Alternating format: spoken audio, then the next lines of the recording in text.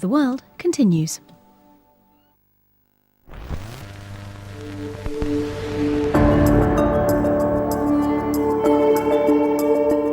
100 years ago, women took to the streets of London demonstrating and wrecking property all over the city.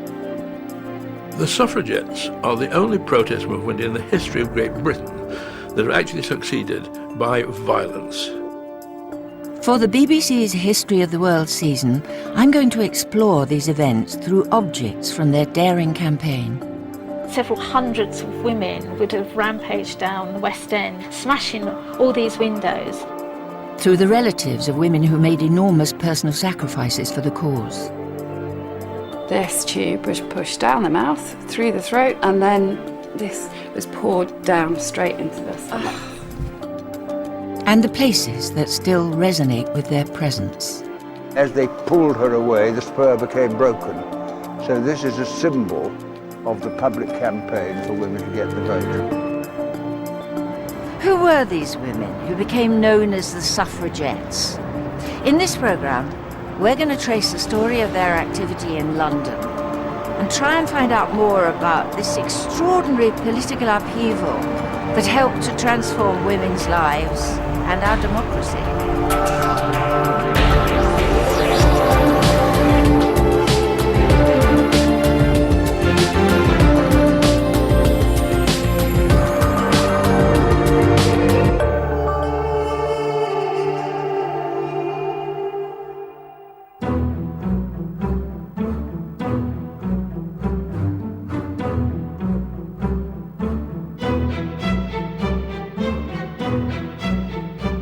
I've lived most of my life in London, and I've always been passionate about women's rights. I want to discover what this city, its people and parliament can reveal about an incredible moment of history. 100 years ago, London was still a very traditional society, but it was also becoming the stage for some remarkable scenes. A group of determined women were taking London by storm. Hyde Park was the setting for a major spectacle created to stun Edwardian society. They organised the most incredible occasion called Women's Sunday. And they brought women from all over the country on specially chartered trains to this monster rally in Hyde Park. They had 20 platforms with about half a dozen speakers talking about what a good idea it would be for women to have the vote. And it was a defining moment, really, in the suffragette campaign in London. Refined women were not supposed to demonstrate in public spaces. But Emmeline Pankhurst and her daughters Christabel and Sylvia thought differently. Their movement, the Women's Social and Political Union, wanted to stir up a 30-year-old quest for women's suffrage. They wanted to do something. They wanted to make small actions and transform public opinion and to influence Parliament through deeds and not words. On Women's Sunday, they also launched something very important, which was their colour scheme. And their colour scheme was purple, white and green, purple for dignity, white for purity, and green for fertility and hope for the future. The colours were used on their new uniform, presented for the first time in Hyde Park, complete with military sash. They deliberately went out to make a spectacle of themselves, and it's a brilliant idea of marketing and merchandising, and it really took off. I've come to the Museum of London, whose collection of memorabilia helps bring this story to life. Beverly Cook is a curator here. Follow me. Lovely, isn't it? This is presumably one of the sashes, isn't Yes, the regalia that was introduced in 1908, yes, of course. And in the Votes for Women magazine, which was the weekly suffragette newspaper, the women were always encouraged to wear their sashes in public. Women wanted to be seen wearing purple, white and green. And that says quite a lot about those women, because you had to be brave to be walking around in that colour scheme. Even a little bit of it drew attention to the fact that you were a suffragette. What is this? This is a motoring scarf, actually. A motoring scarf? And motoring scarves were, of course, very popular at the time anyway, so they were just sort of literally adapting something that was popular to sort of help promote and enhance and market the campaign a bit further. So they knew that these would sell. What about the working class women that supported the cause? What would they have worn? They would have been able to afford button badges. Some of these button badges were very cheap. That one shows a design by Sylvia Pankhurst. Oh, really? And she gave the campaign much of its visual imagery, its logos, symbols, and that became one of the sort of most iconic visions of What about this? That shows Emmeline Pankhurst. It was a celluloid portrait button badge. They were mass-produced, so would have been sold very cheaply, possibly for a penny, so very affordable by everyone. Women of all different classes joined the campaign. The women who were active in the suffrage movement were white-collar workers, they were factory workers, writers, teachers, actresses, the first generations of women educated in universities, and young radicals. By 1908, the Pankhurst's followers had already earned themselves a nickname.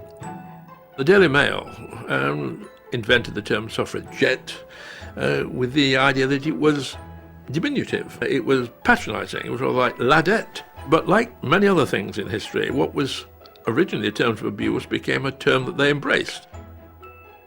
Mill worker Annie Kenny joined the Pankhursts and became a leading suffragette. Her great-niece, Anne O'Shaughnessy, and her daughter, Stephanie, cherish Annie's commitment to the cause. Here's a lovely one of Annie. Oh, yes, that's beautiful. That's a really beautiful one of her. Yeah. My great-aunt came from a big family in the north of England. They were working-class people. Certainly, that generation, the great-aunts, were definitely expected that their job would be to be married and stay in the home. In the early Edwardian era, the male aristocracy still assumed a natural entitlement to power. Only 60% of men, those who owned property, could vote in general elections. Criminals, the poor, the insane, and women could not. Many people, including women, felt it was unfeminine and unnatural to even want to do so. This series of postcards here just show how the suffragettes were being portrayed in the popular press, very unsympathetically, typical anti-suffrage. Now, what's this one? These are meant to represent two suffragettes here, and again, fairly typical representations. This one here is wearing a pork pie hat, and the pork pie hat at the Edwardian period was associated with lesbianism. Oh, really? Yes. 100 years ago, men did believe themselves to be a superior sex. There's no doubt at all that there was a very great force within every class of society which said women were some way different. It was thought that there must be part of life which should be uncontaminated by the scramble and rough and tumble of parliamentary politics. There was a fear that if women got the vote in Britain, that they'd stop getting married, stop having children, and the British race would just die out. But society was changing. Women could now go to university and were starting to demand a voice in this exciting new society.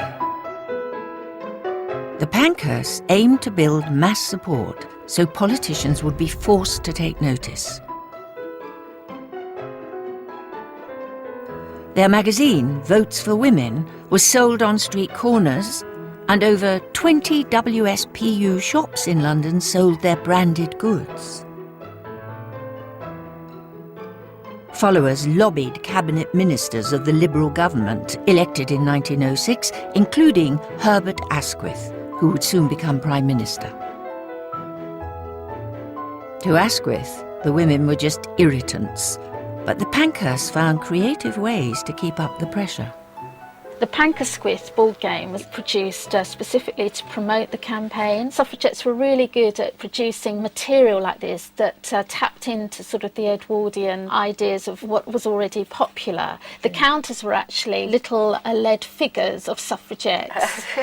And the idea of the game was to move a suffragette from her home, and eventually she ends up in the House of Commons. So it's like a spiral game. But obviously along the way she meets quite a few obstacles, like Inspector Jarvis, for example, who would obviously stop her progress, and members of the government.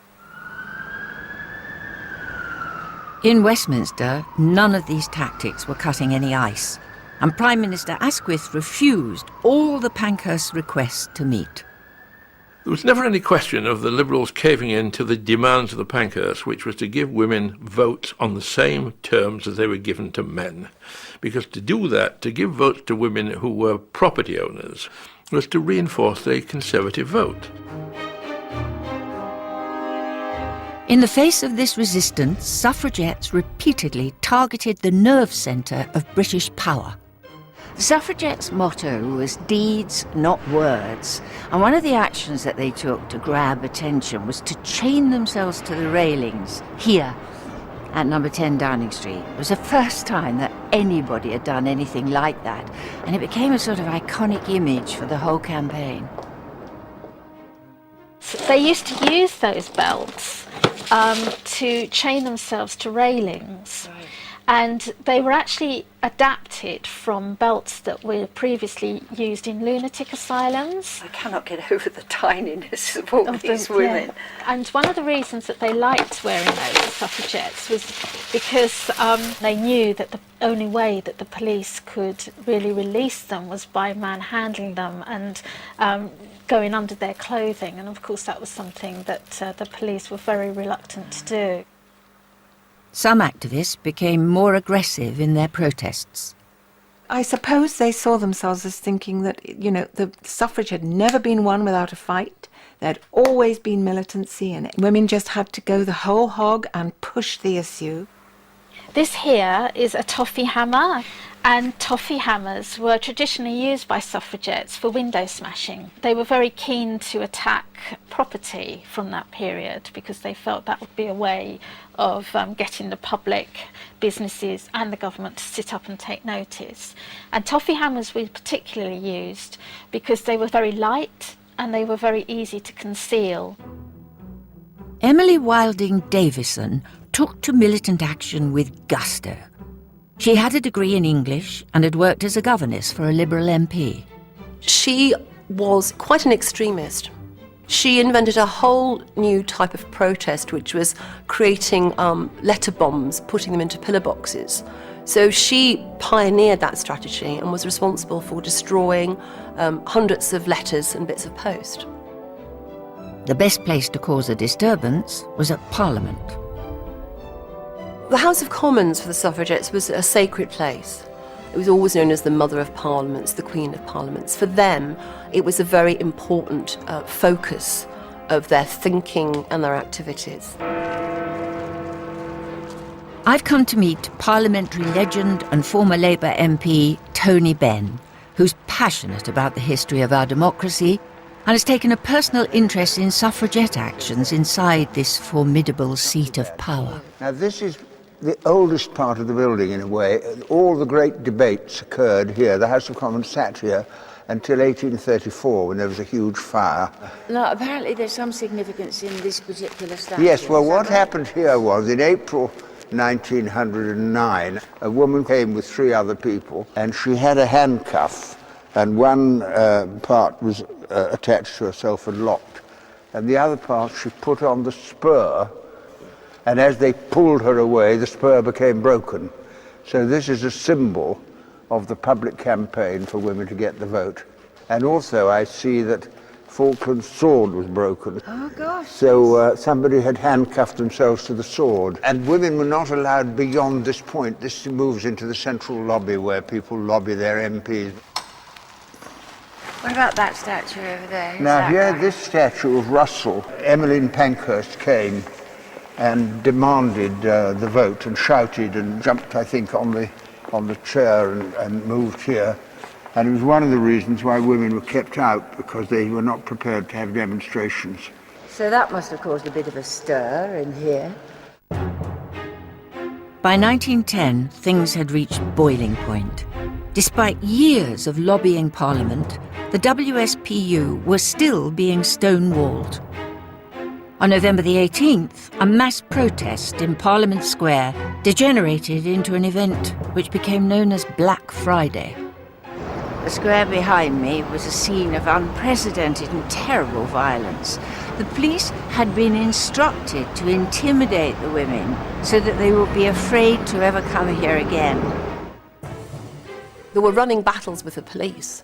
150 women were physically and in some cases sexually assaulted by the police on that day. And it was a very shocking event indeed. In what became a riot, over 100 arrests were made. All suffragettes, for their first offence, were offered the possibility of paying a fine, but they would never do that. They never paid a fine. They always insisted on going to prison because that generated a great deal more publicity, and that was exactly what they wanted. Women arrested in London were taken to Holloway Prison. Behind these walls, there were chilling consequences for the suffragettes' actions. These griffins are all that's left of the original building. The women would have gone past these through a gateway into a far more intimidating place.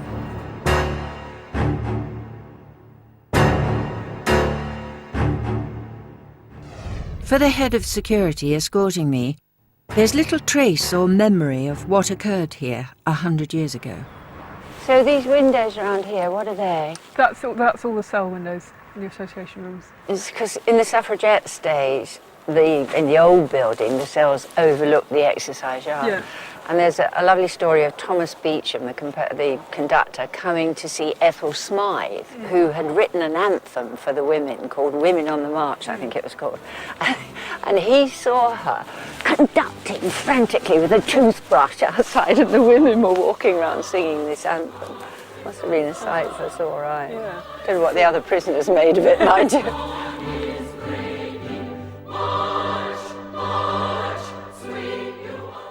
Annie Kenney was repeatedly arrested and sent to Holloway.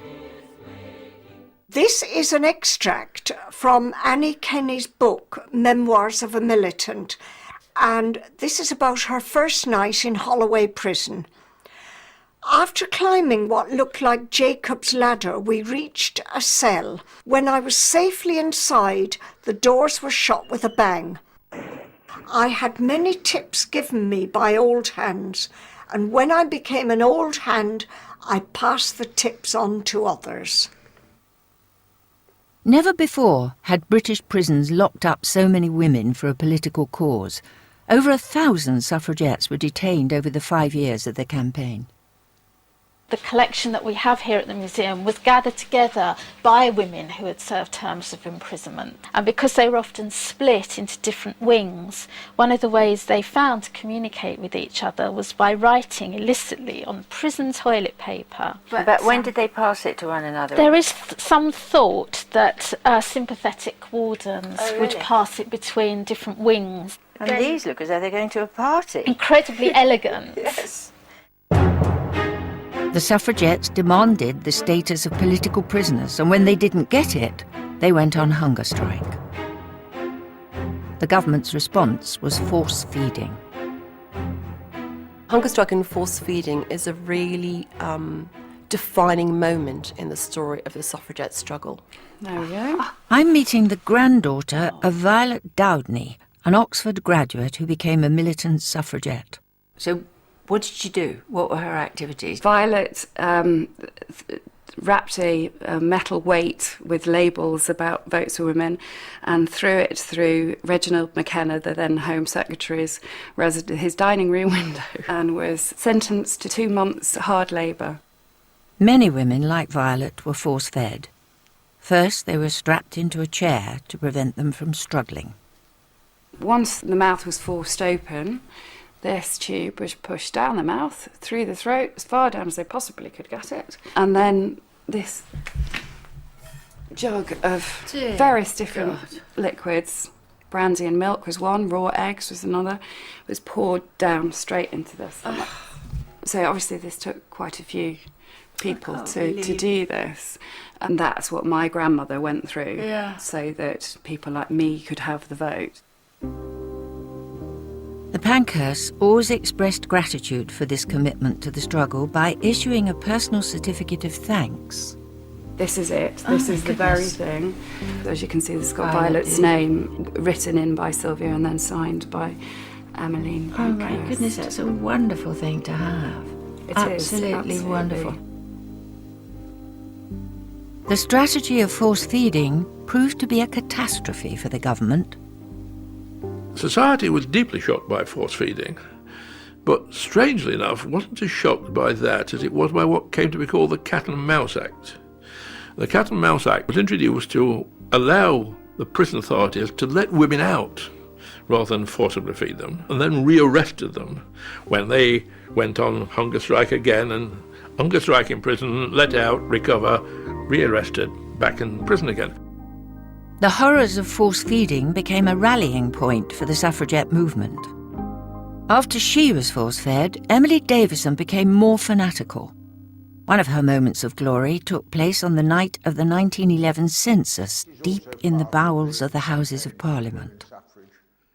This is a little broom cupboard, or it was, where people kept the brushes and brooms, and a very imaginative suffragette called Emily Wilding Davison got into the House of Commons, somehow got down here and hid in there, and when they said to her, what was your address on the night of the census, she said the House of Commons. I told the story in the House of Commons, and then I said, I'm going to put up a plaque to Emily Wilding Davison, and I didn't ask permission because I'm too old to ask permission. I simply had it made, and I got a photograph of her, and I came down with an electric drill, and I put it up on the wall, and nobody has dared remove it. It's quite interesting. And that is lovingly polished by the cleaners, and it's much appreciated. It's wonderful. I appreciate it, Tony. That's a wonderful gesture. Between 1910 and 1912, the government could no longer ignore the movement, and the House discussed a series of conciliation bills to give votes to women. The idea was gaining ground among Liberal MPs, but each time failed to get full cabinet support. That's when nerves really harden. And once you get to 1912, the third failure of the bill, it is all-out war. There's no going back. An army of women smashed the windows of shops all over the West End. Suffragettes firebombed politicians' houses and even set churches alight. Women caught for such deeds were considered a threat to national security. The museum holds some unusual photos of convicted suffragettes.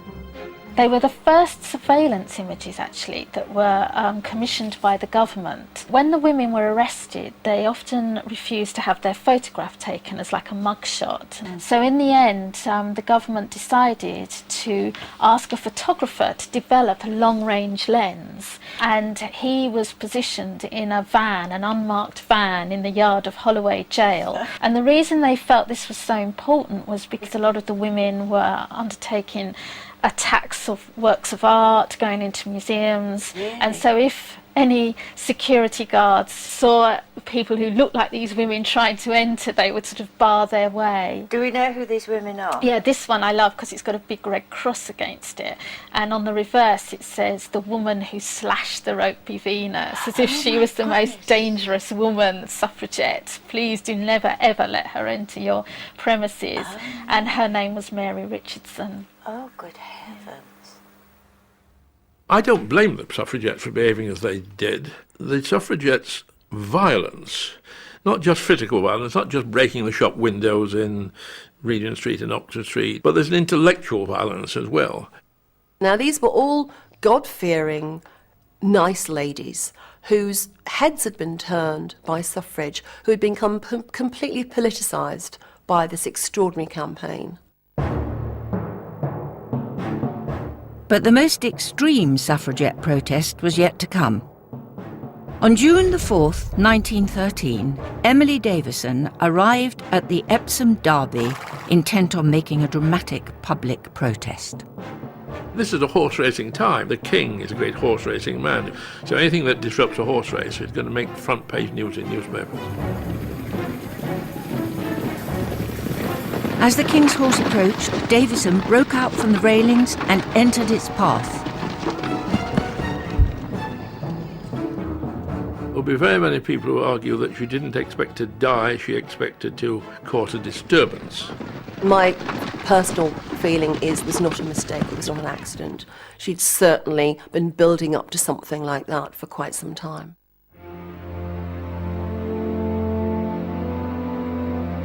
The Pankhursts organised a funeral fit to commemorate the life of the first suffragette martyr. It was deeply, deeply moving, and of course would have secured a lot of people who were wavering, on the side of the suffragettes. 6,000 women marched solemnly to this church, St George's in Bloomsbury.